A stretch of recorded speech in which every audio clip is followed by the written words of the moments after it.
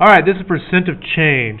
So percent of change, remember it's just an increase or decrease in a number written and compared to the original number. Make sure you remember that. You're comparing it to the original. It seems obvious, but too many people compare percent of change to the old one. But imagine with me, if you will, if I got a haircut. And if I got this haircut, I wanted to take a picture with the haircut, and I wanted to see how much different did I look.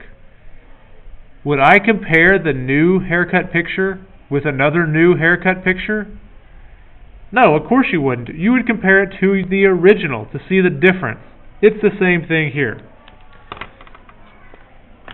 Also remember a couple things. Of is multiply, is equal, and anytime we're multiplying by a percent, we must change it to a decimal. Of is multiply, is equal. For multiplying by a percent, we must change it to a decimal. Of course, you can change these things by moving the decimal 2 places to the left or 2 places to the right, depending on percent to decimal or decimal to a percent. Let's look at number 1. So make sure you have your calculators ready and you can set these up. So it says 4 is what percent of 22? So then to solve, I just need to divide by 22.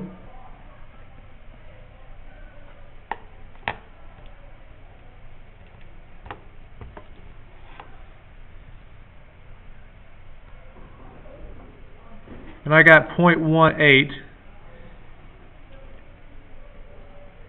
And so that's 18%. You should have an idea before you start that that's close to 18 because 22 is close to 20. So 20 times 5 is 100. 4 times 5 is 20. So I'm close. 7 is what percent of 39? So 7 is what percent of 39? Then divide by 39.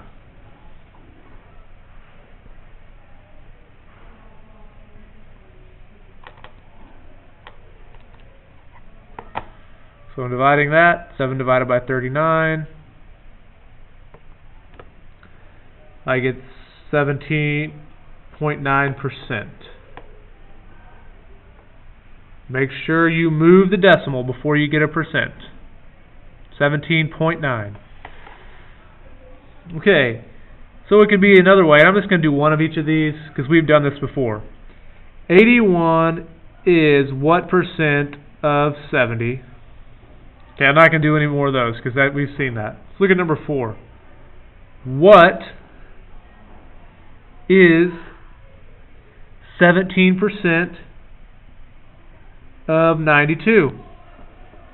So guys, write it how I do it.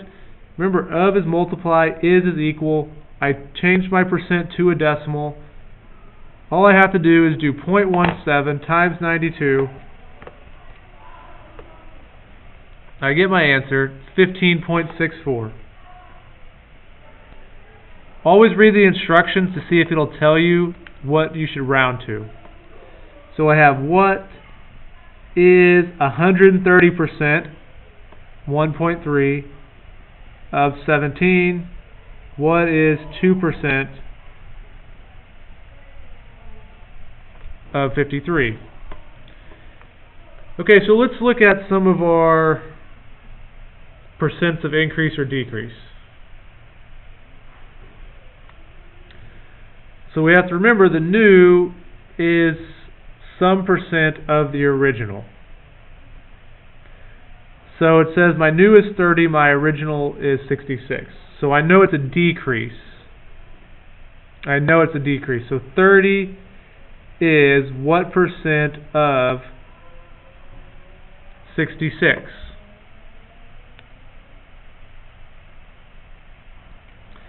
So 30 is what percent of 66? So this is one way to look at it. There's another way. So when I divide by 66,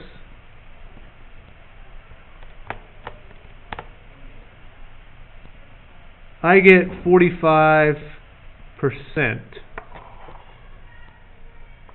So what was my decrease? My decrease was 55%.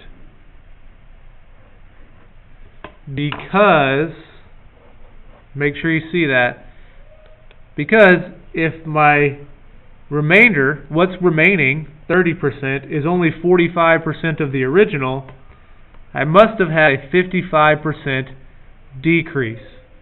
They must add up to 100. Another way to do this is your change divided by the original multiplied by 100. I'll show you on number 8. The original is 9.8, my new is 12.1. So I'm going to subtract those to determine my change. My change is 2.3. So change divided by my original times 100. So 2.3 divided by 9.8.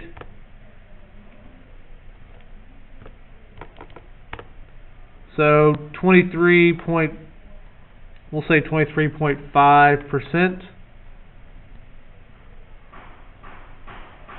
And that's an increase.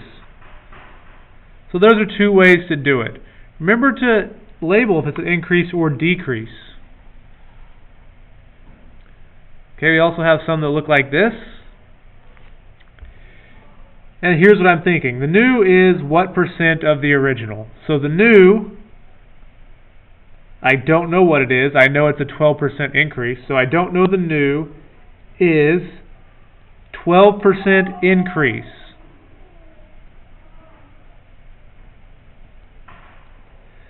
Since it's a 12% increase, I know the original is always 100%. With a 12% increase, I use 1.12. With a decrease, I'm not going to solve this because you guys can multiply that. With the decrease, I do the same thing. The new is